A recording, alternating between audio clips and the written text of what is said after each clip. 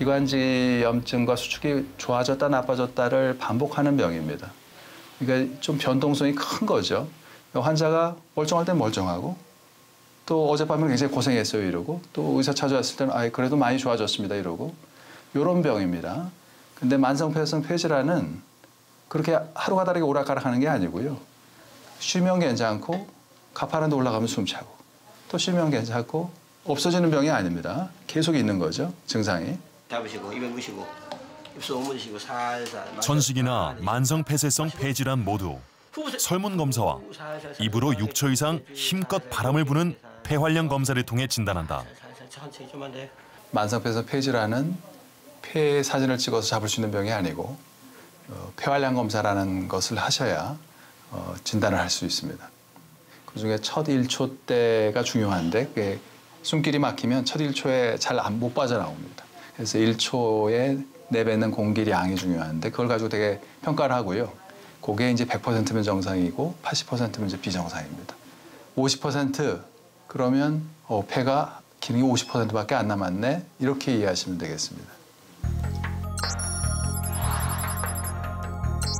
종합 점수 100%를 기준으로 했을 때 80% 이하면 이상이 있는 것으로 판단하는데 권성호 씨는 작년부터 계속 40%대를 기록하고 있다.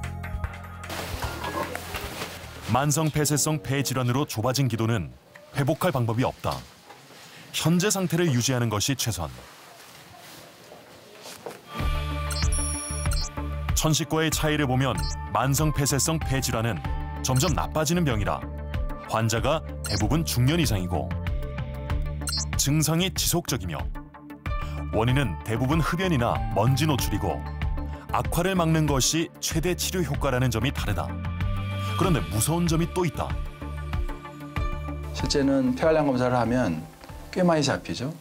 우리나라 전국조사도 있습니다. 하면 지금 의사를 찾는 퍼센트는 2%밖에 안 됩니다. 나머지는 폐활량이 떨어져서 실제 병이 부지불식간에 조금 진행하는데 모르고 있는 겁니다. 그분들이 그러면 괜찮은 겁니까? 그러면 절대 그렇지 않습니다. 저희를 찾아올 때 폐활량이 보통 한 60%, 그러니까 한 40%는 이미 망가진 거죠. 본인은 그게 병이라고 모르시는 겁니다. 그게 지금 그 빙산처럼 수면 아래로 있는 게 우리나라는 더 많은 거죠. 40대 이상인 경우 자신의 폐활량이 정상 범위에 해당하는지 간단하게 측정하는 방법이 있다. 6분 걷기 테스트. 가족이나 친구가 시간을 재주면 6분 동안 최선을 다해 걷는다.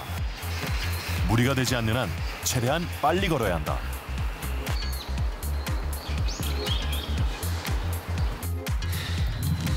그렇게 뛰지 않고 6분간 걸은 거리를 잰 다음 평균값과 비교해본다.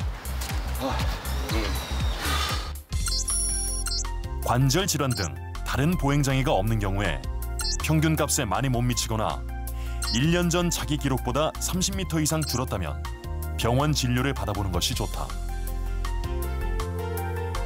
폐활량 60점, 폐활량이 70% 이런 사람도 다 발굴해서 호흡기 건강관리를 해야 됩니다. 호흡기 건강관리라는 게 약을 쓰자는 게 아니고 처음부터 유산소 운동하시고 가래가 많이 고이면 가래를 뱉고 또 독감 예방 주사 하시고 감기 안 걸리게 다른 사람보다 더 신경 쓰셔야 되고 이런 것들만 잘 지키면 예를 들면 폐활량 70% 적긴 적죠.